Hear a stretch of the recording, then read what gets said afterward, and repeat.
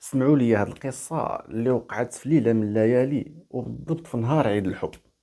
كان واحد الشاب سميتو أمين، من دوك الدراري اللي عطاتهم الدنيا بوجهها، لابس آخر موضة والطوموبيل غالية والساعة في يدو كتلمع من بعيد. أمين كان جالس في واحد المطعم من دوك البلايص اللي خاصك تحجز فيهم شهر قبل، كلشي تما بالتيكي وبالشوكة والموس. كان جالس مع خطيبته سارة، بنت الأصل والتربية، اللي وخا عايشه في العز قلبها ديما مع الدراوش. امين حط قدام ساره واحد البوكي ديال الورد الاحمر كبير وعامر بالزواق، وقال لي هاد النفخه شوفي ساره، هاد الورد راه كوموند من برا، حيت انتي كتستاهلي غير الحاجه الغاليه واللي ما كايناش عند اي واحد. ساره بقات كتشوف فيه وكتبتسم ابتسامه بارده، بحال الا كانت كتقلب على شي حاجه في هاد الهضره وما لقاتهاش. في هاد اللحظه دخلت واحد السيده مسكينه كبيره في السن وسميتها خالتي حليمه. كانت لابسه جلابه نقيه ولكن قديمه، وهازه في واحد القفه صغيره شي كويشات ديال الورد البلدي، داك الورد الصغير اللي ريحته كتحمق. قربت لعندهم بشويه وقالت الله يخليكم لبعضياتكم ولدي، خذ وريضه لاله العروسه غير ب5 دراهم نفرحوا بها هاد الليله.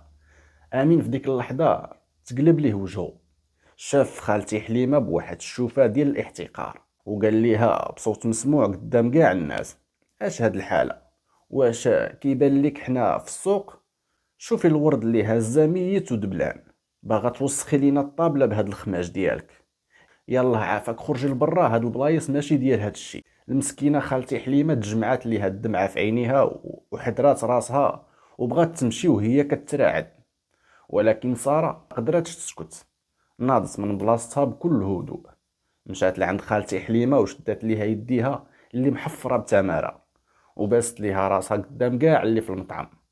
جبدت ساره شي بركه وعطاتها ليها وخدات منها كاع داك الورد البلدي. رجعت للطبلة وحطات الورد الصغير فوق الخاتم الغالي وشافت في امين وقالت ليه بكلمات بحال الرصاص: امين، الورد اللي شريتي بالالاف الدراهم فيه الثمن ولكن ما فيهش القيمة، وهذا الورد اللي عايرتيه فيه ريحة الوالدين وتمارة في الحلال. الوالد ديالي علمني باللي الراجل كيتعرف باللقمة في فمه وبالكلمة الزوينة في حق الضعيف. انت اليوم لبستي احسن لبس ولكن عقلك عريان من التربية. الفلوس كدير اللقب ولكن الاصل هو اللي كيدير الهمه. هزات ساره صاكها وهزات الورد البلدي وخرجات وهي مرفوعه الراس. خلات امين جالس بوحدو في وسط المظاهر الخاويه يشوف في الباقه الورد ديالو اللي ولات كتبان ليه فعلا دبلانه، حيت مولاتها مشات وخلات ليه درس عمرو ما ينساه. اللبس والماكله والدار كلشي كيفنا، وكيبقى غير كلمه طيبه والاصل الطيب. وانتوما شنو اهم حاجه علموها ليكم والديكم في المعامله مع الناس؟